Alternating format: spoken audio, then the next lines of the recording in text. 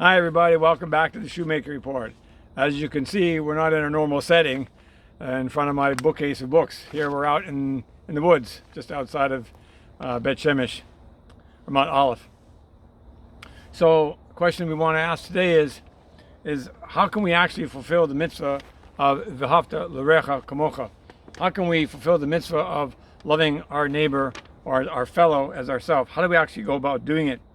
Quick review, in last class we talked about the importance of what's called the skin of the snake, the Mashcha DeChivya that we acquired as a result of the sin of Adam and Chava in Gan Eden, that we listened to the advice of the snake. Originally, remember, we were clothed with tremendous light, which was our levushim, our clothing for the soul, that we were created initially by HaKadosh Baruch Hu when he made Adam and Rishon in the very beginning, before we had this terrible sin and this fall that we are all experiencing still to this day. But in the beginning, our soul was clothed with garments of light, which we have no comprehension what that was. But nevertheless, that's the way it is, and we talked about that last time. And then we saw that as a result of listening to the advice of the snake, Hashem said, okay, fine, you want to listen to the advice of the snake? Then you're going to listen to the advice, you're going to have to fight the snake, you have to battle your way out of the snake. And that's what we learned about the fact that the snake literally swallowed us whole. And instead of having lights, clothing made of ore with an aleph, meaning light, we ended up, Hashem made for us, in a sense, garments made of ore with an ayin, meaning leather, meaning skin, flesh and blood. But the flesh and blood that we are today wasn't the original intent. It wasn't l'chatchila the way Hashem wanted things to go. He wanted things to be that we would be created in that awesome way, and that we would ascend to even higher levels. But no, we chose to listen to the advice of the snake instead of listening to the advice of HaKadosh Baruch Hu, and when we fell down, we were clothed with this flesh and blood. So we want to be able to look at this a little bit more deeply today and connect it to the idea of how that's connected in some mystical way to being able to learn to love each other as ourselves. How do we go about doing that? So we're going to quote extensively here from a work called Tanya, which is the sort of quintessential sefirah in Chabad Chassidut, written by the Baal ha-Tanya, and there's bits and pieces of it in different sections, pulling out what I think is kind of relevant and shaykh to what we're trying to cover here. The first one, quotation, is going to come from chapter 31. And this one, it says, V'af shaguf omed be'shikutso v'ti uvo. Even though the physical body is basically holding in a position of being disgusting and abominable. Well, that's what it says. You may say, I don't think my body is particularly disgusting. I think my body is wonderful. Well, you see, the Torah and its great sages teach the otherwise. That teaches that in fact our body is an aspect of disgusting and abominable. The question is, we learned a little bit last week why that's the case, because it wasn't what Hashem created for us initially, and it's a result of chet. It's a result of sin, and a terrible, horrible sin. We've been reaping the ramifications of it and the consequences of it for close to 6,000 years. So it's not a simple pashut sin. It's deep, very, very deep. He continues on, he says, Uchamok shakatu bazar, shenikra Mashcha DeChivya. Just like it's written in the Zohar, which is what we talked about last time. We didn't go through all the sources, obviously, but it's mentioned many, many times throughout the Zohar that this physical goof is called the Mashcha DeChivya, meaning the skin of the snake, of the nachash. Ki mahuta va'atzmuta shel hanefesh ha-bahamit lo nepach adayin latov likalel bikdusha. Because the essence, the real deep down essence of our soul, which is an animalistic soul, which is the nefesh, that's this part of the soul, the lowest part of the soul, which comes into the goof, comes into the body, that animates the body, so we live down here. It hasn't yet been sort of flipped around and turned to total good, so that it can be encapsulated and wrapped up in Hashem's kedusha, in Hashem's holiness.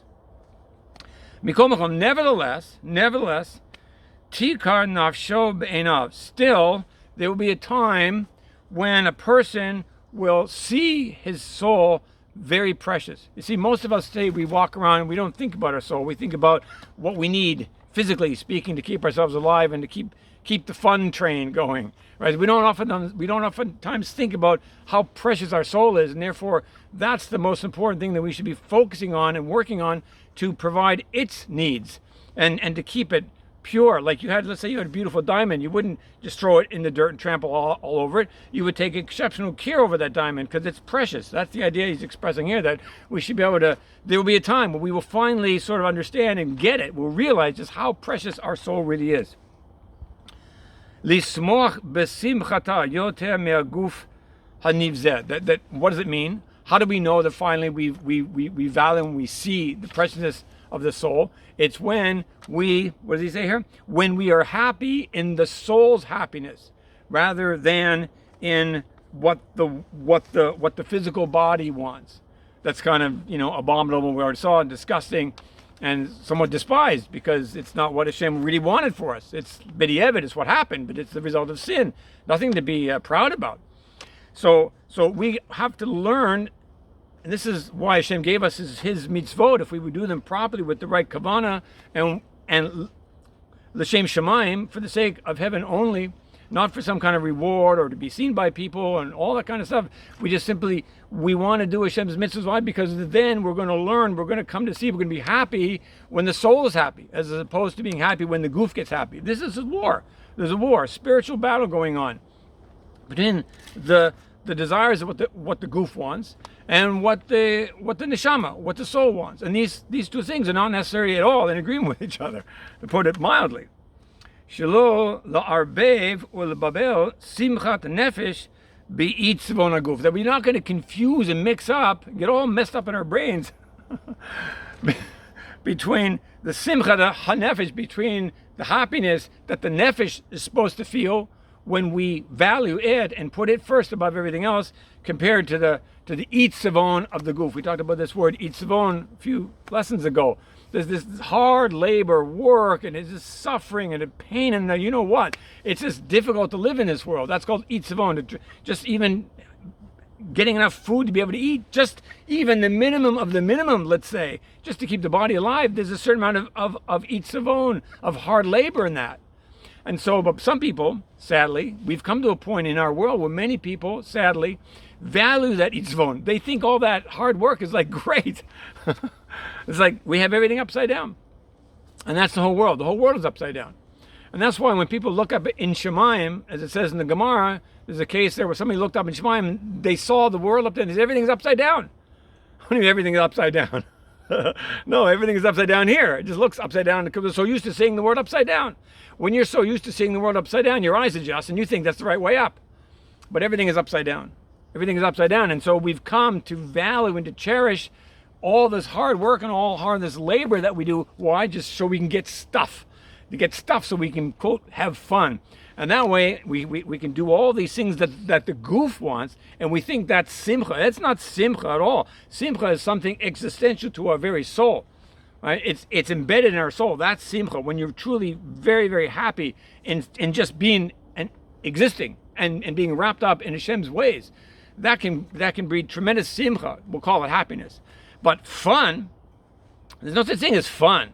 Fun is something that the goof wants to pursue. It wants to pursue fun things, but fundamentally, fun is very empty, because once it's over, where are you? You were just where you were before the fun was on. So people addicted to fun are always chasing some new kind of fun. That's what he's talking about here. And so they work like crazy.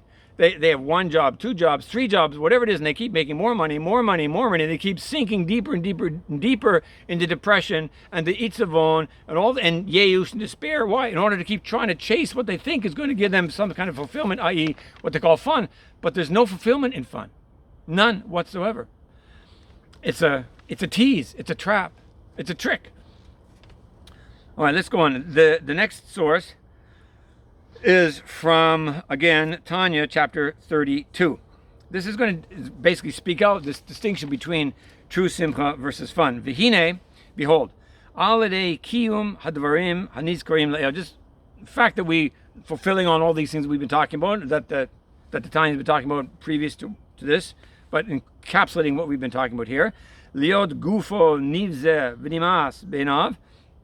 Not the body, we would learn to understand and appreciate and feel that the body is kind of like disgusting and despised in our eyes. You say, well, isn't that wrong? No, it's not wrong. There's a big difference between knowing that the goof is something that should be despised in our eyes and knowing that not ourselves. We're not despised in our eyes. We shall not despise ourselves in our eyes. That's our soul. That's who we really are. Just the clothing. That's it. Just the clothing that we have, because the clothing is a total result of the sin of Adam Rishon. That's all. We're not talking about hating yourself. Chas v'shalom. Don't mix up these ideas. Not at all. Rak simchato dia simchata nefesh levado. We should only be happy when the soul gets happy. And sadly, this is the way it is in our world. We've fallen to such an extent that very few souls walking around clothed in this goof are happy. But they don't know that. People don't know that. And they wonder why they're so depressed, and they're taking so many medications, and they're getting so many injections, and they're trying to chase this, and they're taking drugs, and they're drinking alcohol, and they're doing other kind of forbidden things that's just completely useless and meaningless in the big scheme of things, because they think that's where simcha is, but they don't realize it. They don't realize, because the soul isn't being happy in those things. The soul's being distressed by those things, quite frankly. Let's go on. Hare zo derech yeshara v'kala lavo lidei kiyum mitzvat v'havta l'recha kamocha. Wow, this is where we get to the point here. He says this is the straight and easy way to be able to fulfill the mitzvah of love your fellow as yourself. What was it? What did I just miss here? There's like an easy, straight way to eventually get over the fact that we don't love our neighbor as ourselves. We don't love our fellow as ourselves. We have tremendous trouble fulfilling this one simple mitzvah. Three little words. V'havta l'recha kamocha. Just love your fellow like yourself. One of the most difficult things for most of us to do. Because why? Because we look at people, and what do we see? We see the goof. And, somebody's thin. I don't like thin people. And somebody's fat. I don't like fat people either.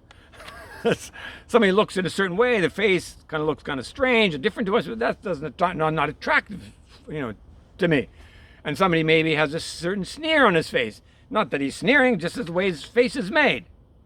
And on and on and on it goes. Or maybe a certain mannerism a person has. Maybe the way they talk. I don't like that guy's voice.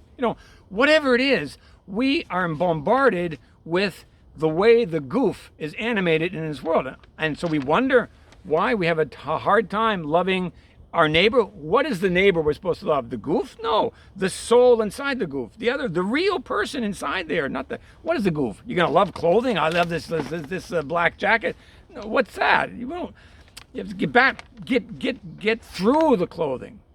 And so he's telling us here tremendous chidush, a tremendous secret that most people have no clue about. And that is, if we want to learn to love each other as ourselves, the easiest, straightforward way to do that is to learn to emphasize the simcha of our soul and to de-emphasize the fun that the physical body wants. If we would learn day by day by day to put this into practice in our life, to really think about this, not just, okay, very nice, Oshea, and now let's move on. No, that we would take this into our heart every single day, thinking to myself, how can I diminish the fun and the lusts that my goof wants and instead fulfill the simcha that my nefesh wants? How can I do that? Well, we do that through, he's going to tell you in a second, we do that through Hashem's mitzvot, with simcha. And he's saying, if you would de-emphasize the goof and emphasize the nefesh, which is the lowest aspect of the soul, which is in the goof, then what would happen? He says you would have a so much easier time being able to love each other as yourself. Not saying love each other more than yourself. No, we're not called to that level. We're simply called to love each other as ourselves. That we see all of ourselves, including ourselves. We're not more important than some other soul that Hashem made. Hashem made all souls. So why should I think I'm better than anybody else? Therefore, if I love myself, I should love them too. But we can't seem to get our heads around that because of this barrier that we have, which is called the goof, and the fact that we emphasize the goof. Chas v'shalom, we shouldn't. That's how we're going to do it. And the next section comes from chapter 45. Again, different excerpts from the Baal ha-Tanya. What does he say here? He's going to say here, we have to learn to be merciful to ourselves. Now, a lot of people spend time trying to be merciful to others, which is, of course, very good, wonderful thing to do, but at the expense of being merciful to themselves, which is not a good thing to do. In order to be merciful to others, we have to first be merciful to ourselves. Let's see how this works out. There's another straight way that a person has before him, another straight road, like you're walking down, like here, we're in the woods, in the different paths. So there's a straight path that a person can go on if he so chooses. Everything is choice. Hashem gave us bechira. He gave us choice, free will, so that we would, in a sense, be in a place of confusion. We are in a place of darkness. It's not so clear what's going on half the time. So there's a straight path. What is it? La'asok b'Torah u mitzvot lishman. That we would engage, immerse ourselves, be busy with the Torah and with Hashem's mitzvot, His commandments, just for the sake that Hashem said to do it. And that's a very difficult issue. Now, there's ways to get around it. One is you can focus on, for example, trying to fill a mitzvah that you don't feel kind of like jolly about. You know, like, woo, I get to do this. It's not a mitzvah that you're like normally sort of turned on about.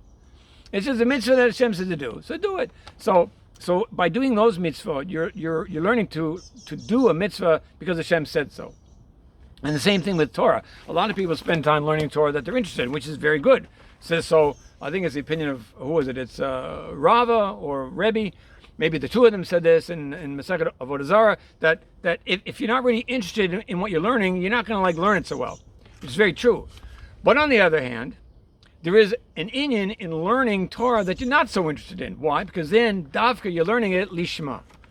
Pick a subject. Everyone, I'm not saying you make your whole study like this, but make part of your study something that you're just not really interested in. But Hashem, it's Hashem's Torah. It's just as much Torah and just as important to Hashem as some other Torah that you happen to be, interested in. So learn that also, because that will help you to learn, to fulfill this mitzvah of learning Torah lishma for its own sake alone. And that'll help you to emphasize the soul's needs as opposed to the body's needs. He's giving you advice here. This is just all advice. You take it or leave it. But that's what he's telling us. Another way you can also learn Torah lishma is to get up in the middle of the night. We talked about this before, but get up before chatzot, which is 6 hours after sunset. Get up and learn Torah then. You learn Torah in the middle of the night in your own home, for example. Nobody around, nobody can see. There's no praise to it. You're not getting kavod from people who witness what you're all up to. You're sitting there in your own house with a little light and you're learning Torah. Why? You broke your sleep to do it because Hashem says so. That's also a great way to learn Torah lishma. Let's go on. On the day, midato shel Yaakov Avinu. Allah v'shalom. Okay, so he's going to say we're going to do this. We're going to learn Torah and we're going to learn to do the mitzvot lishma. And then, but why that's an attribute of Yaakov Avinu? How is it an attribute of Yaakov Avinu? Let's go on. Shehi midat harachamim. It's the midah of rachamim. Now he's either saying that is itself the midah of rachamim, or he's saying that Yaakov Avinu is the midah of rachamim. Both are true. What do you mean that Yaakov Avinu is the midah of rachamim?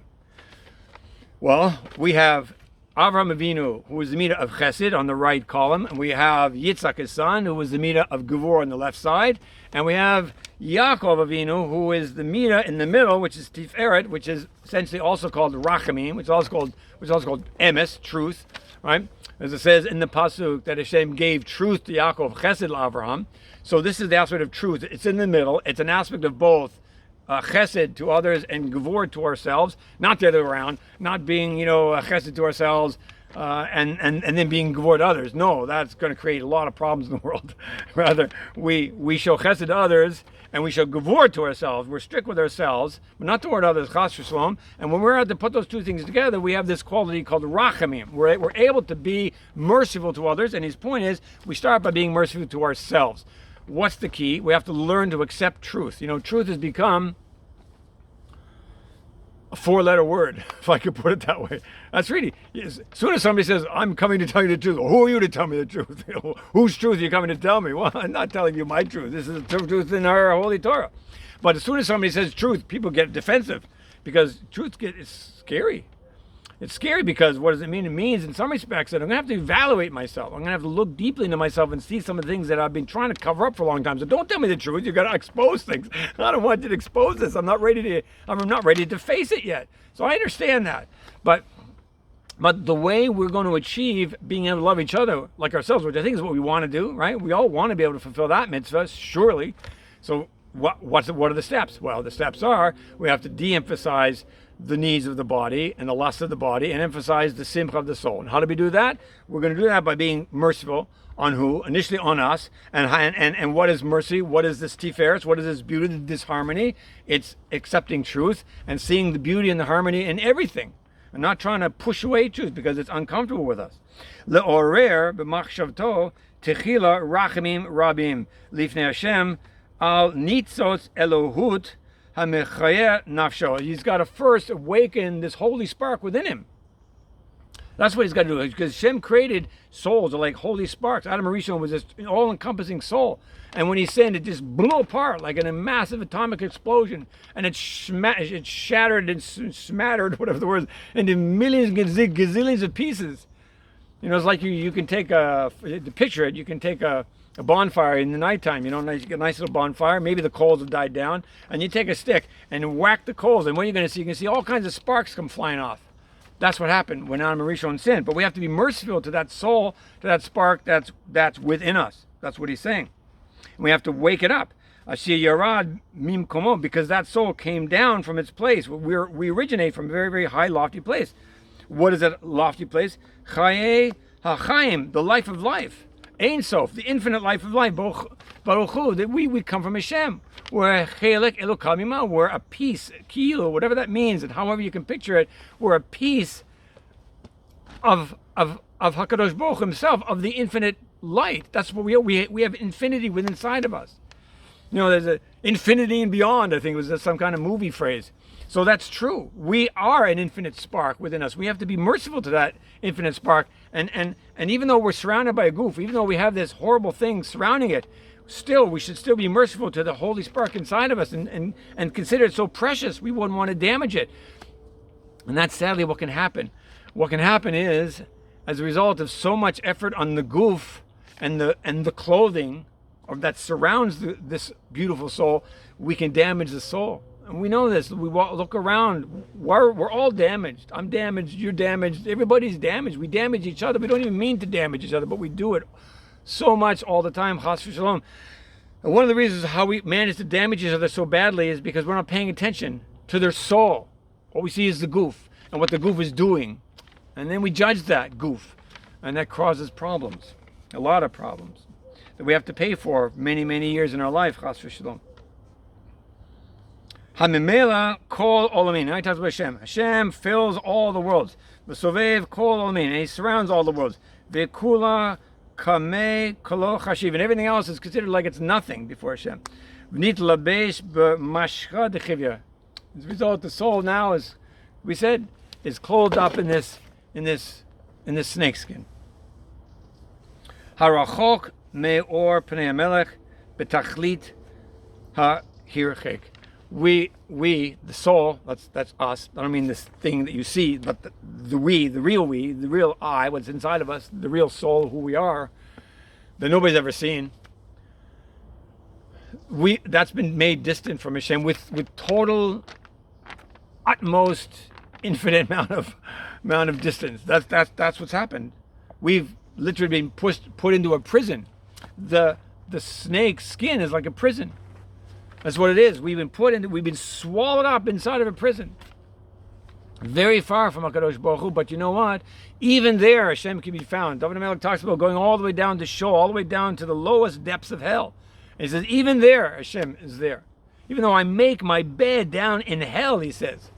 You know, making your bed in hell, it's not falling down there. That's like getting comfortable down there. It's like spread out your mattress, your sheet, your pillow, everything's very, very comfortable down here. Even there, you can find Hashem, because Hashem is everywhere. That's what he says. He fills everything, surrounds everything. He's around you all the time. We just don't see it because we allowed ourselves to fall into Yehush and into despair. So there's a very fine line we have to learn to walk. One is we have to acknowledge truth. Yes, I'm a mess, but not be depressed by it. Be happy by it, that I can find Hashem and I can come out of this mess.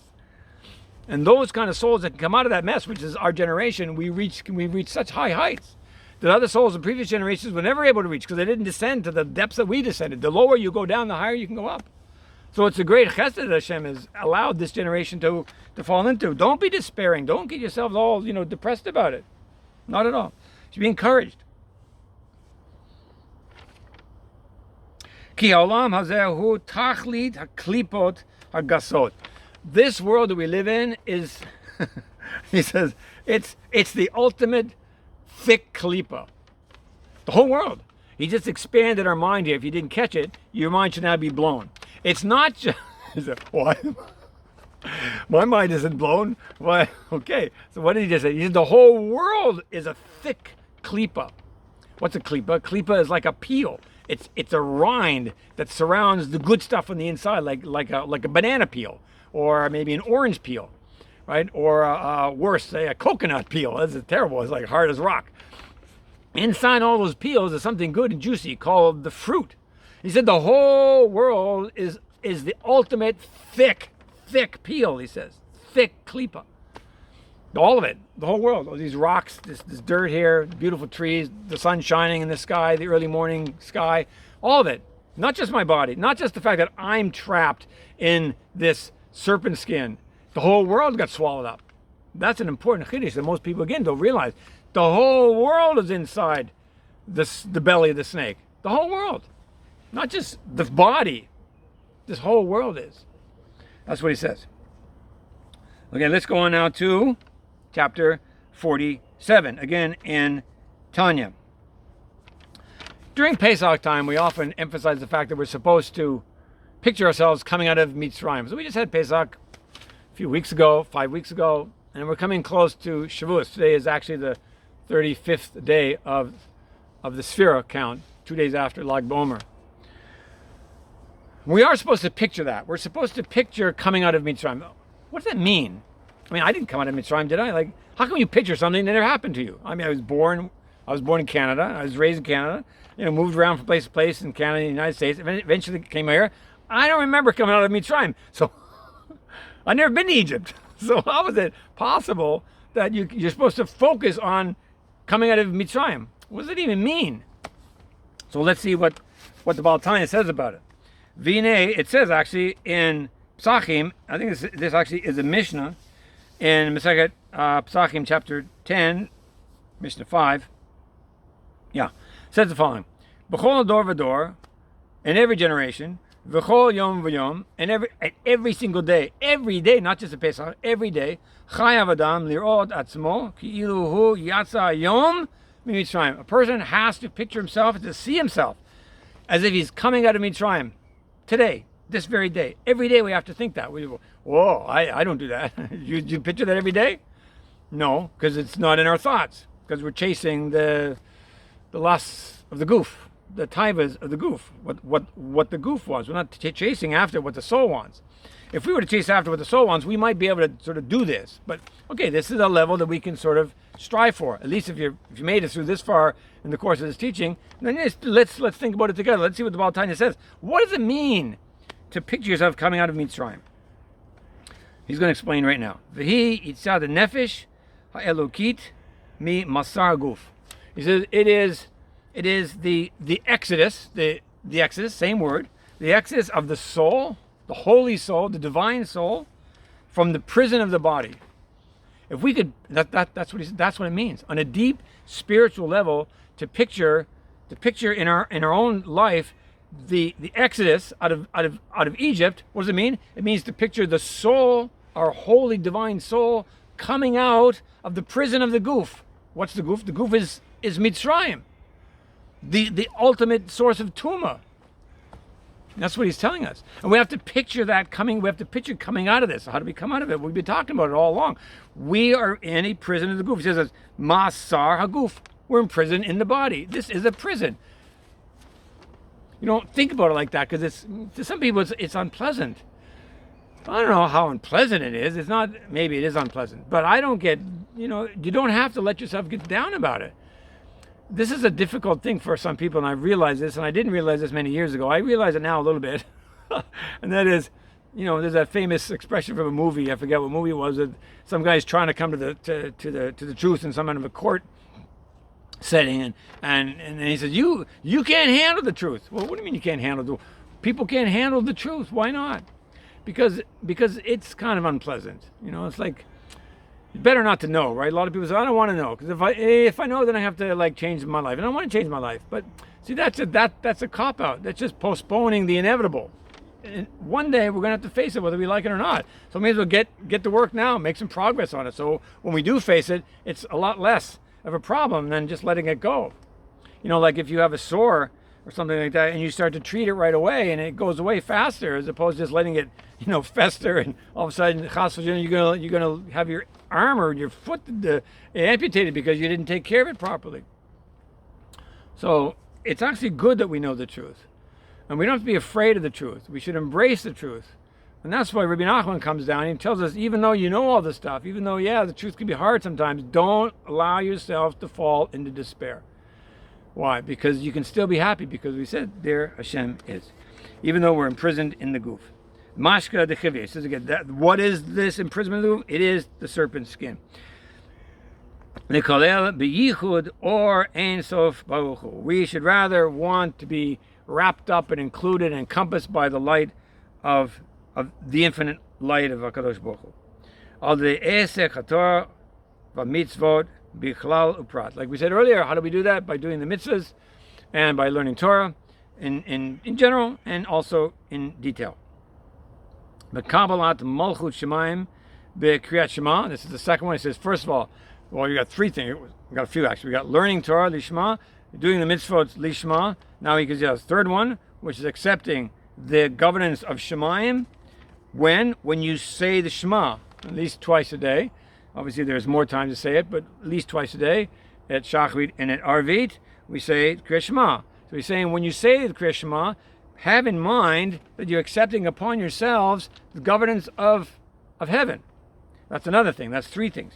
Sheba mekabel umamshich alav yichro yitbrach beferush. That's how you're going to accept upon yourself the unity of HaKadosh Baruch Hu explicitly be'amaro Hashem Elokeinu Hashem Echad. When you say Hashem Elokeinu Hashem Echad, one day it might be a good thing to have a separate class on this. But what does that mean to have in mind the unity of Hashem Echad?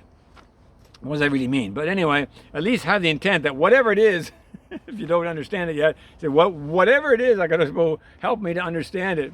And at least I have that in mind. Those are great, very, very good ways to help you to overcome and to, again, emphasize the soul. This is the key. The key is to emphasize the soul. By doing that, we can love each other as ourselves. We're going to wrap up here with just a couple thoughts. One is that this actually is revealed in the Torah, in stories, and we sometimes read right over it because we think, oh, that's just a nice, cute story. So this is a quote from Melachim Bet, which is 2 Kings, in chapter 2. Story about Elisha, who was the main Talmud of Eliyahu Hanavi.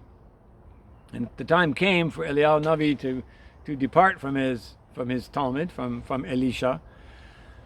And what do we read here? It says, Vayhi Hema Holachim Haloch V'daber. They were like, the two of them walking together, and they were talking.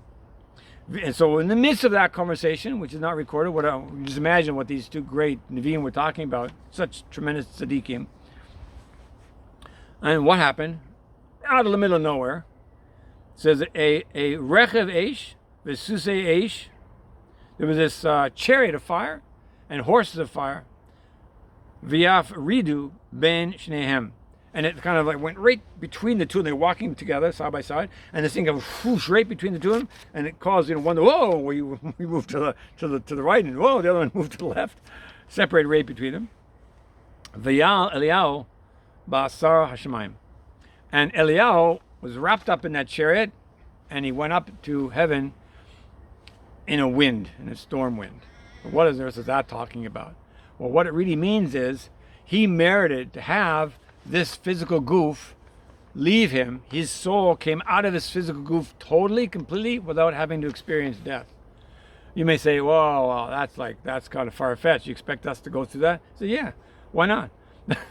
Like, why do we see these things in our Torah and in our holy writings? Oh, that was back then. We're not like that today. Why not?